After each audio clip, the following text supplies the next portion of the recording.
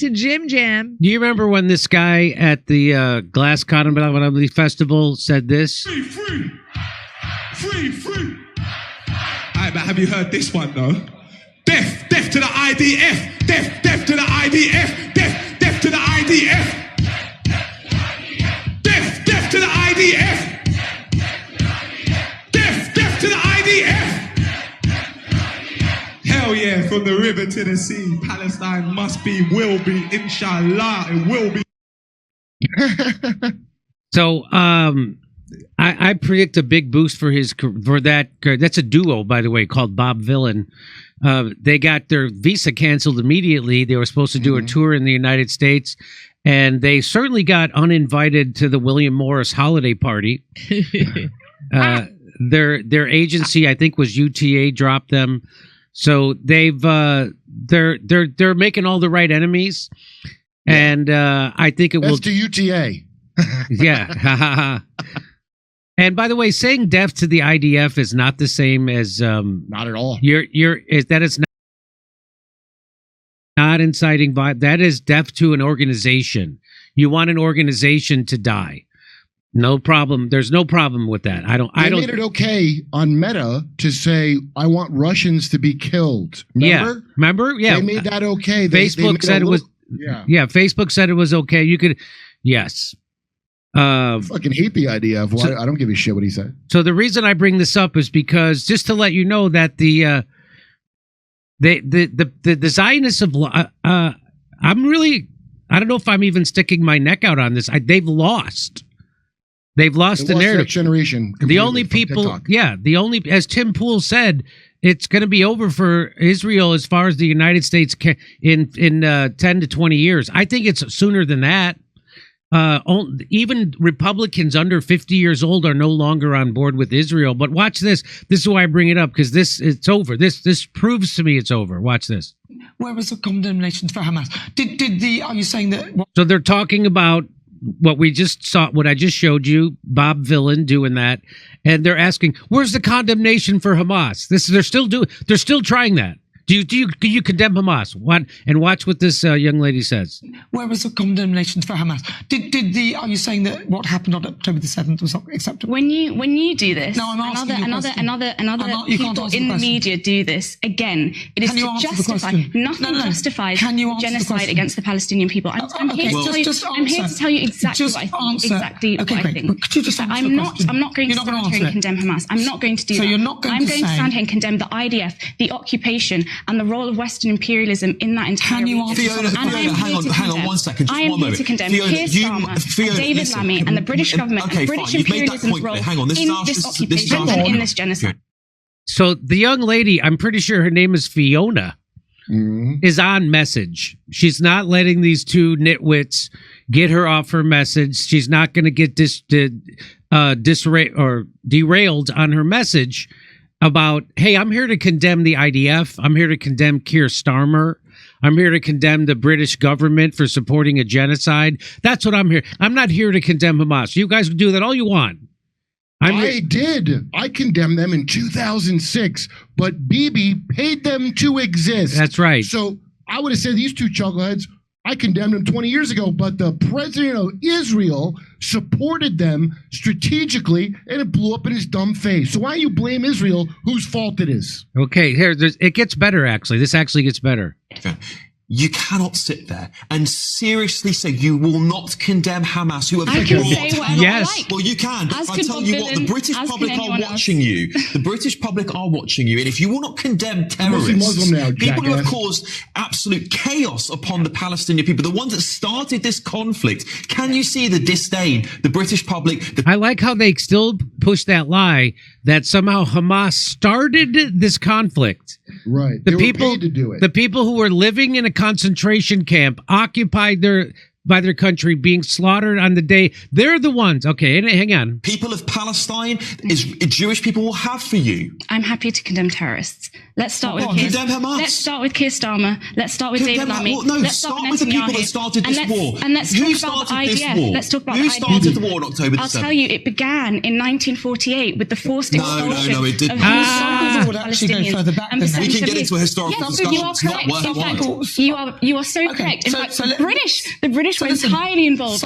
in setting up the Zionist state. They were entirely involved in that. So British imperialism historically is responsible for those crimes, and today it is still responsible for those crimes. And what makes you so angry, actually, is the fact that more people support people like Bob Villan, more people in Britain actually want to see an end to the occupation. They don't support Britain sending arms to Israel. That's what enrages you. They don't support Bob Villan spouting out vile anti-Semitism. I don't want you to sit here and call the British public racist and anti-Semitic, because they do not support because you just said the vast majority of people support what Bob Villan said. You just said that. And they do not overwhelmingly. I think you're upset about I'm upset that there's a man who's been given a platform to spout anti-Semitism. But you're not upset about 100,000 Palestinians. Who said that? You're not upset about the fact that the IDF killed children. I don't want children to die. Don't shout at me, please.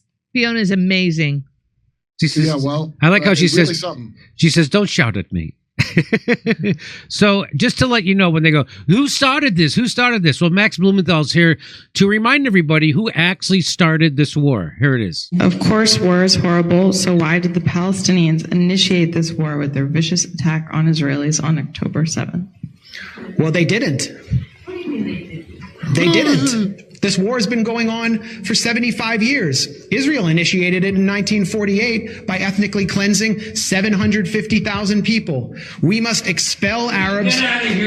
We must expel Arabs and take their places.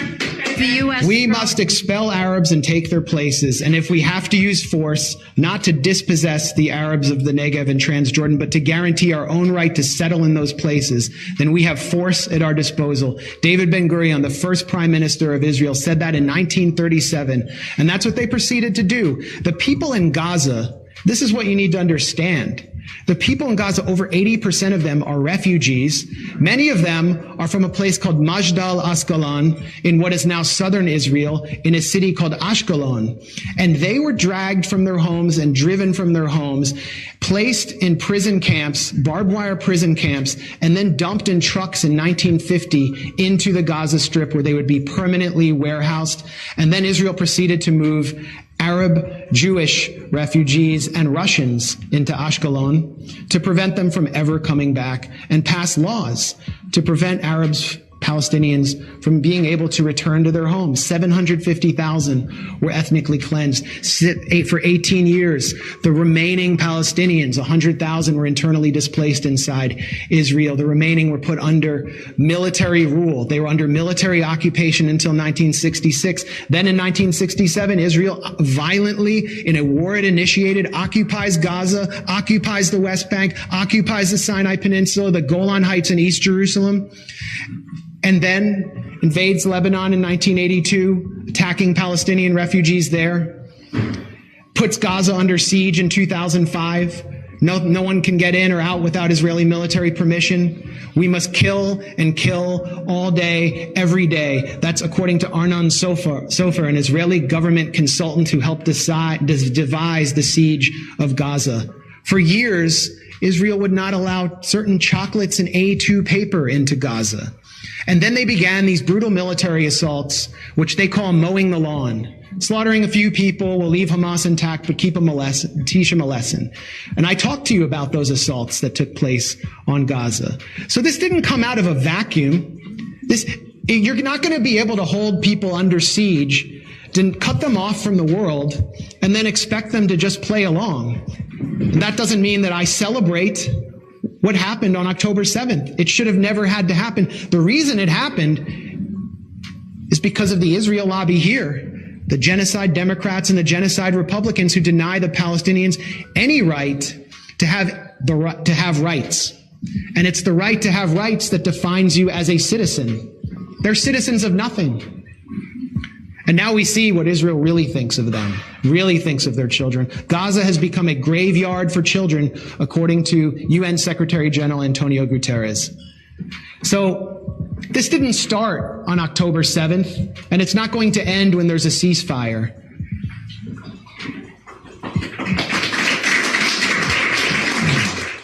Well said. Well said. If you're against Jews, you're an asshole, because Max is Jewish and was pro-Zionist and went there to try to prove how great Zionism is and came back very disillusioned, and now that's what he says. So I think he's extra trustworthy just on that basis alone. Oh, I didn't know he was... He said that, yeah. He said he went to Israel to prove that it was, like, good, and they treat him well, and was horrified. People that are true believers are going to turn on you the hardest when they find out your hypocrisy and lies. So I really identify with him. In fact, that's what a bunch of Jews say. Norman Finkelstein, whose parents are Auschwitz survivors. I didn't understand the conflict at all, I realize now, until he came on the show. And they make it out like it's complicated. No, it isn't. It's so simple. The complications are caused by lies of America and England and Israel and Saudis. They're all lying to make it complicated. But you took these people's shit and you don't want to give it back. It's real simple. And these people, like these people here, it's not every manipulation trick is like them shooting a broken arrow. It's nothing. No one's ever going to believe anything that comes out of their mouths anymore. Yeah. Certainly over this. No one. Rent boy and fruit fly here. Yeah, rent boy and fruit fly. Yeah. So it's over. There's no better. I mean, that's just all they could do is scream, "Condemn Hamas, condemn Hamas." That's not working. I did already. Yeah. I did it a long time ago. I would have said somebody who pays them to exist is supporting terror, and they should go to Guantanamo for supporting terrorism. Terror. All right, over to Steph. Israel. Right. Jimmy, we're going to go to Rumble now. Okay, it's 4:30. We're going to go to Rumble, everybody. Stand by. Very excited to go to Rumble. I find when I use Chrome, it works better for me than when I was using Safari, FYI. Let me do one more thing, folks. Feeling good about stuff. Resist much, obey little. So don't obey. You don't have to go to Rumble if you don't want to, or maybe you just happen to go when you think to. All right, we'll be right back. Hey, are prescription drug prices just too high? It doesn't make sense. The same medications cost a fraction of the price in other countries, yet here in the United States, people are skipping the meds they need because they can't afford them. And that's not right. And that's why President Trump recently signed a new executive order to lower the cost of prescription drugs. It's a big move, and it shows that change is coming. But here's the reality. These kinds of policy changes take time, but all family pharmacy is not waiting.